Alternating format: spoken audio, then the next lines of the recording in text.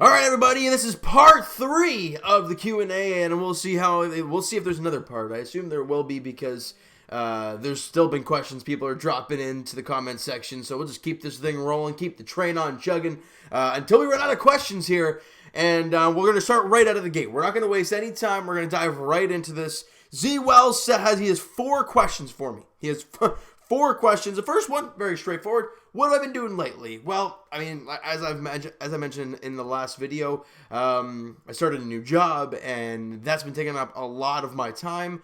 So really just that. Obviously, I haven't hanging out with friends at all. I haven't really been doing that a whole lot. Really just that. Work. Because that's all we can really do right now with the whole quarantine thing down. But that's really about it there. Now, favorite Toronto athlete and underrated Toronto athlete. I think we can all agree underrated Toronto athlete is, well, I don't know if we can all agree, but I mean, I've always been a favorite. You guys know this. Terrence Davis is my guy, and I still believe he is an underrated player, and he will always be an underrated player unless he breaks out and turns into something extremely ridiculous, which he's already showing extremely good signs of that. But he's my underrated player. I mean, there's all kinds of other players you could say, well, this guy hasn't been talked about a whole lot. Yeah, there's all kinds of that kind of stuff. But if I have to talk about one guy who's underrated and has been underrated all this time, it's Terrence Davis. That's just my opinion. You guys could have someone else. Let me know in the comments your underrated player. There you go. And favorite Toronto athlete, period. If we're talking right now, that is really difficult. You know, if I don't say a Toronto Raptor, I think I'm doing a disservice. Because obviously Pascal's amazing. Lowry, we all love, kind of love Steady Freddy. But Austin Matthews, I think if we had to stand out as one guy that is like above and beyond and is, you know, my goodness, when you're in the race with Pasternak, Ovechkin for the Rocco Richard Trophy, I think you're a pretty damn good player. So he's my guy as my favorite Toronto athlete, just for what the numbers that he's been putting up and the ridiculous play he's been doing. Yes, Pascal is incredible, and he's right up there, and Lowry's right there. You could arguably say those guys, and I would not complain. You could say Bo Bichette or Vladdy, haven't seen enough of them yet, but they are great as well. So that's my guy for that. Now, one of your questions here, I had to look things up because I haven't really looked at it at all. His question was MLB free agent targets for next year. So that's not assuming this is a wash. It's kind of the 2021 free agent class is very interesting, to put it like. What are the Jays' needs? As we've talked about, I think that was one of the questions I answered in one of the first 2 parts. And I said pitching, because you can never have too much, and outfield. That was our only thing that we really looked at and said that is a big thing that we need. And even first base is something you look at, right? So let's start right at the top. Who's making the most amount of money and kind of go from there? Well, Mookie Betts is right at the top. He's an unrestricted free agent at the end of this upcoming season. Sucks for the Dodgers. They had to trade away all those guys to get Price and then, Mookie Betts, and you might even end up losing him. That would really suck. But I understand he's a right fielder. Oh, we already have Randall Grichuk. Mookie Betts is one of the best players in baseball. You take a chance. But it all depends on where the Jays are at developmental, in that whole process. Mookie Betts is only 28 years old. He's not a guy that's going to come in and be 34 and you need to win right this second. He's a guy that's going to help that a ton, right? But again, if you're looking at it saying, well, we already have Grichuk, right? You don't need what you're looking for a center fielder, period. Then fine. Maybe don't fire $30 million or whatever the case may be at Mookie Betts. And will the Jays even be willing to do that? I don't know. That's just, I don't know if they're willing to do that kind of money. But he's not going to go back to Boston. It's a huge salary there. And if he doesn't sign back with the Dodgers, who else is going to go after him? You're going to say the Yankees are going to go after him? Well, the amount of contracts and the size of the contracts they have on that team, they just got Garrett Cole, the money they gave him. Can they really afford Mookie Betts? Well, probably. But will they do that? I don't know. And that leaves the big names. I mean, yeah, there's some other teams who probably could afford him as well. But I'm just saying, I don't think he would come to Toronto. But all I'm saying is that if we're looking at names, that's a guy you look at. Where else are we here? George Springer, yeah, we know he played for the Astros, blah, blah, blah, but he's a center fielder, guys. He's 31, so he's not really old. He's won a World Series, whether it's World Series, let's do that then. He's just an incredible player. So you go after him maybe? I don't know. First base, we have Carlos Santana, the veteran Carlos Santana. Do you go after a guy like that? Maybe you got a mentor a guy like Rowdy Tellez or something like that? I don't know. Maybe you think about something like that. Looking at outfielders specifically, Marcelo Zuna's still here. Michael Brantley, Blue Jay killer, 34 years old, Michael Brantley. But again, it doesn't have to be a permanent fix, right? It really doesn't. So Nick Castellanos is another one, only 29 years old. And, I mean, we all know his days in Detroit, how he was so good. When he went to Chicago, he was really, really good too. And he's in Cincinnati, actually. But very interesting there. A guy that I would love to have on the team. You know, and then you look at relievers, the guy, because the Jays need something like that. Mark Melanson's on here. Ian Kennedy's on here. These are guys that are pretty good. Zach Britton will be a free agent for the Yankees that year. And a big question, and Josh Reddick is another one. I loved him when he was a free agent. I think it was from Oakland. Maybe it could be wrong. He could have been traded from Oakland somewhere else, then became a free agent. I'm not sure. But before he went to Houston, I wanted him in free agency. I really did. I thought Josh Reddick was a big key, and the Jays could have really used him. Obviously, didn't go for him, but he's a guy that I still would love to have around. You know, you have James Paxton, Canadian boy coming off the books in New York. You got a guy like DJ LeMahieu in New York. They have a lot of guys coming off the books right now. The Yankees do with Brett Gardner, Paxton, and LeMahieu. You know, there's lots of Yankees and Zach Britton coming off the book and Stanton coming off the book. There's lots of money there. Now, a question I have to you guys. This is my question to you. I haven't done this yet, but I'm going to do it. If you're Shapiro and Mark Shapiro and Ross Atkins, what do you do? Marcus Stroman is a free agent at the end of this season. So this coming, not the winter that just passed, obviously, this upcoming winter. Marcus Stroman is a free agent. What do you do? They kind of broke, the bridges kind of burned the way that whole thing left, and then Nikki Huffman, the comments she made, and I don't know if she made them, but Stroman definitely made them about toxic things. So I don't know how that would all go down, but do you maybe look at that? I don't know. He's only 30 years old. He would only be 30, so that's not really that big of an issue. Jackie Bradley Jr. is a free agent there in Boston. Alex Colomé, very good reliever. Dylan Betances, Blake Trinan. Obviously Ken Giles is still a free agent here. And then you got Yuli Gurriel. He'll be 37 years old, but doesn't seem to be slowing down at all. And get the two brothers to go together there in Toronto, maybe. Kelvin Herrera, Jake McGee, and now we're getting down to some guys that, kind of hit or miss.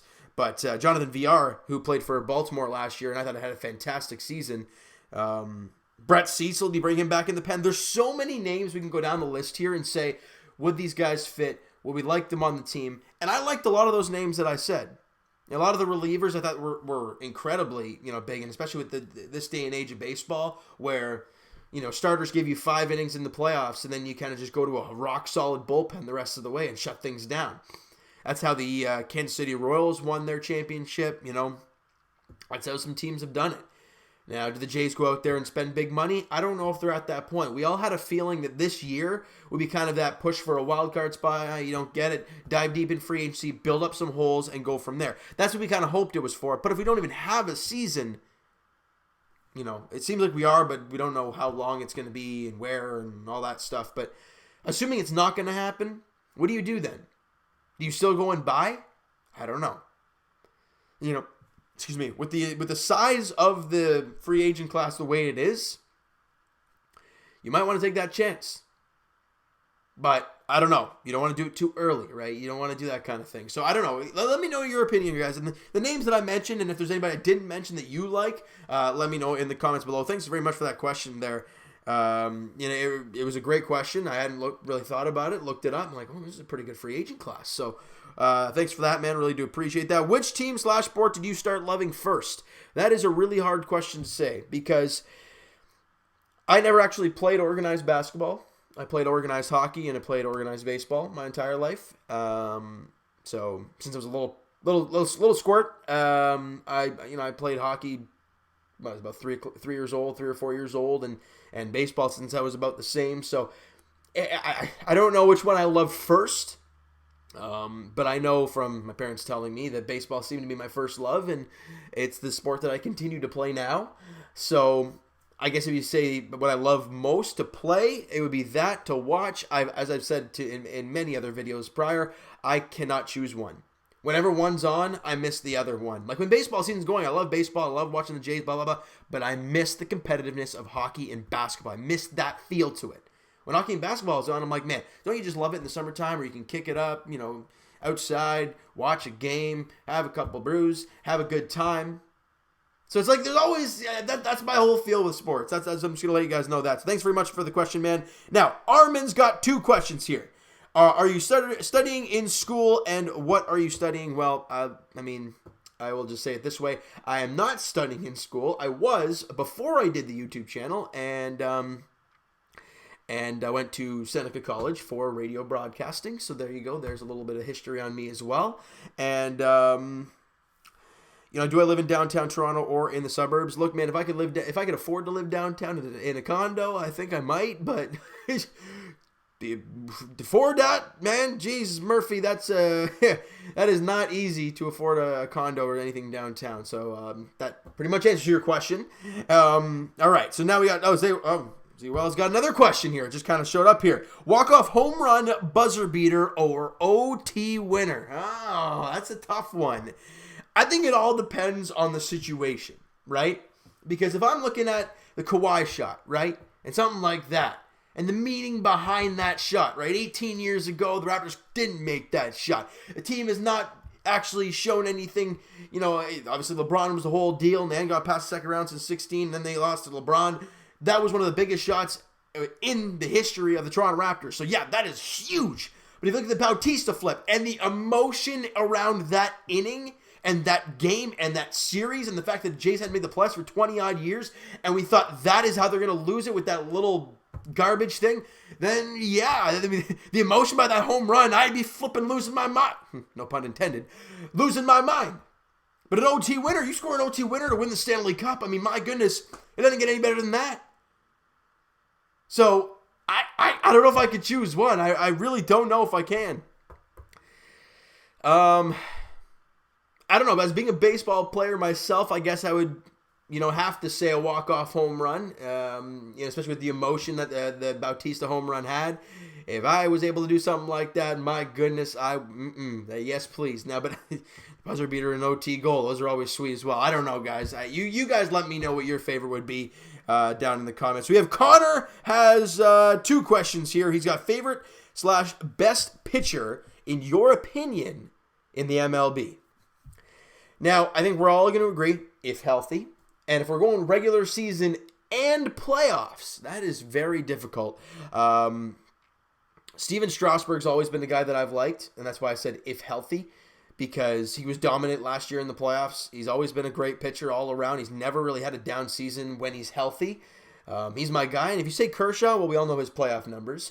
Chris Sale, yeah, but he's been touched up a little bit as well. And I think last year he had a terrible season.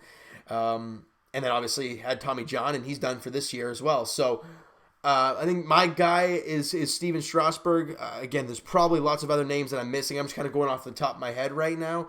I don't know. Kershaw is definitely one of the most dominant pitchers in the game. I can't look up ERA leaders, unfortunately, right now. But you guys can go nuts. If I missed anybody, you're like, dude, it's pretty obvious this guy. I'll be like, you're probably right. So let me know, guys, who your favorite pitcher and your best pitcher is in the big leagues. And please don't say a Blue Jay because we're not there yet, okay? I love my team, but we're not there yet. All right, now the next question he had, favorite sports logo in any league. That is a very difficult one. See, if we're going off of logos and not jerseys, I would have to. That's really tough. The San Jose Sharks logo I've always loved. I just love the intensity of it. I love the shark biting. I love that whole feel. We're talking jerseys. I love the Vegas Golden Knights jerseys. Those are my favorites right now. There's probably some alternate jerseys and other teams that I would really like, but out of basic jerseys, I think those are my ones. And for logos, I don't know. The Sharks one stands out for sure. But that's nothing really stands out for me other than that. All right. So thanks, Connor, for the question, man. All right, Marcus. Marcus's question here. You watch hockey, baseball, and basketball, and other sports, I'm assuming as well, but those are the main ones. You are correct. However, if you had to pick one to watch for the rest of your life, which one would you pick? I think I just answered that question. Okay, if I absolutely had to. Sport, not team. So we're not talking Raptors, Blue Jays, or Leafs. We're talking sport. I don't know. That is so difficult. Because baseball, you got the summertime, you got the great times outside, but it is also a pretty slow sport. If they watch that for the rest of your life, it might get a little old if you're watching it constantly all the time. Basketball, it's constant flow. It's always good. It's always great. And hockey is always intense as heck. So I'm not, I can't answer that question, Marcus. I mean, okay. I'm going to say basketball. There you go. Not because of the Raptors, but just because of the way basketball works. There's always something going on that's going to be intense, right? And there's always something that's going to happen. You're never out of a game, so you're always engaged to the game. So I think, and there's always something new happening in basketball, and that's why I love that sport. All right, so there's your answer, man. Even though, as you all know, I can't pick a favorite, but I had to there, and I did, even though I could flip tomorrow that answer. So I'm just going to leave with that and move on. Thoughts on the Lowry Simmons trade rumor for LaMelo Ball? I was going to get to one of these at some point, and here we are. And you know what? I think I might wrap it up with this, depending on how long I go with this. We're already at 16 minutes, so I don't want to be too long with it. But my thoughts on this deal is insane. Okay, my first thought is Lowry is your court general. He's the guy that drives the team. He's the guy that, he's stayed through thick and thin. He won the championship with them last year. The emotions all over the place. You trade a guy like that. Does it change your locker room? But you're getting LaMelo Ball, who we've all seen highlights at this point. The guy's ridiculous. I mean, he's incredible. In my eyes, he's much better than Lonzo, but again, we haven't seen him at the NBA level, so we won't know until that happens. But then I get to one thing that always will stick in my mind and will never go. Are we gonna start doubting Masai Ujiri? I mean, really, if he makes this deal, are we gonna sit here and say, Masai, you're an idiot? And what universe is Masai not smart? Really? So if he makes this deal, it's the best decision for the Raptors in his opinion, and I think we just got to roll with it. I think LaMelo's got an incredible talent. How will he fit in with the team if he does get traded here, or if the pick gets traded here and then we draft him? Then I don't know how it'll all fit. I think Nick Nurse will just ground him and be like, all right, enough is enough. We know who you are. We know your last name. We know your dad. We know your brother. We know all this mumbo jumbo. We're here to win. You want to do that? Stay here. If not, we'll get you out of here pretty quick. Even though that would kind of suck because then you would have lost Lowry for basically nothing. But you got to give this guy an ultimatum at this point. So it's going to be, I don't know. How would I go about it? I would say in Masai we trust. As much as it would suck losing Lowry, you got to realize that's a max contract that would leave the books. And who's a free agent at the end of next year? Giannis. Who would no doubt want a max contract. You're getting a young point guard in LaMelo Ball. Lowry's 35 years old. We love the guy. We love the dog mentality, but he's 35. Father Time has a way of just creeping up on guys and just going bang. They just do. I mean, Jose Bautista, guys, had a 40 home run season with the Jays, and then all of a sudden, bang, he was done. Right? And we didn't see that coming at all. So, you never know what's going to happen. Lowry showed us last year that he's a dog. We loved it, but he showed us this year he's a dog. The question will be, though, how long can he keep that up? And if you're going to wait, well, you got a guy like LaMelo Ball, a trade in the works that you could bring in a 19-year-old kid, 20-year-old kid, ready to take over that spot. Now, the question will be, how is he willing to play the way Lowry's playing? That dog mentality, it works in the NBA because not a lot of players do it. So when you have a guy who does do it, mixed with a lot of great players around him, it works. LaMelo's going to want the ball in his hand, though. Siakam likes the ball in his hand right now. So, is he willing to share the ball? There's so many question marks surrounding that because you don't know LaMelo Ball. You can say you do. You can say you've watched him play and all that stuff. And you've seen his Instagram and you see this. You don't know him. We don't. How would he work in this organization? I don't know. We can clearly see from this organization, it's a no garbage mentality. Right? It's a focus on winning, and that's it. If he's willing to do that and go through all the bumps and bruises that'll come with that, then fine. But be humble. All right? Lonzo was, but his dad was not, and it didn't help his case. Going to LA and expecting to be amazing, and in my opinion, not being that great. LaMelo, there's hype from everybody, but his dad's mouth has been shut pretty good. At least from what I've heard. Or not heard, I guess. So, how would I go about the trade? What would I think about? What was your question? Thoughts on the trade? Well, I'd welcome it with open arms because Masai Ujiri did it. Would I be nervous? Yep. But would I welcome it and see where it goes? Absolutely. Because in Masai we trust. A lot of people got mad because of Kawhi Leonard coming here for one season, trade away DeMar DeRozan. So, eventually people were like, we might have a shot at this. And then we win a championship. Yes, you lost Kawhi, but I think we can all agree that trade, even though we lost DeRozan, was 100% worth it. So if you make this deal, I'm going to say you go and repeat, or at least you make the finals, or you make some crazy things happen. Was it worth the trade? I would think so. Because LaMelo is not getting old. So it would be, I don't know, I think it's a really hard question to answer, but in Masai, we trust, and that is where I'm going to leave it. All right, so what, guys, that is going to do it for this one. If you guys enjoyed the video and enjoyed this Q&A, that's basically the same thing as what I just said. Smack that like button to appreciate that. Hit the subscribe button if you guys have not already. Comment down below your thoughts on the game, and that's not what I'm going to say. What are your thoughts on the video? Any comments that you have about the answers that I made, and any answer that you have for the questions that I answered, go ahead in the comments below. If you have any other questions that have not been asked yet, let me know in the comments below. I'll get to as many as I can. We still have how many more? So yeah, we have a few more for the next video, and I know in the Q&A part 1 there was still a list of them as well, so we can definitely do one more. We'll see the size of these questions and kind of go from there.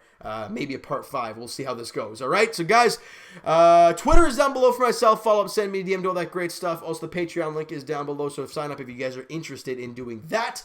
All right, and I will talk to you guys hopefully in the next 3 or 4 days, kind of what I've been doing lately. In that, like I told you guys in the last one, I was doing a 10-day stretch. I'm on day 4 today. I just finished today, day 4. So gotta grind through it, people, but I'll try and get a video out to you guys in the next 3 or 4 days. We'll see how it goes. All right, so thank you guys so much for listening and watching. Hope you guys enjoyed the video. Talk to you guys then.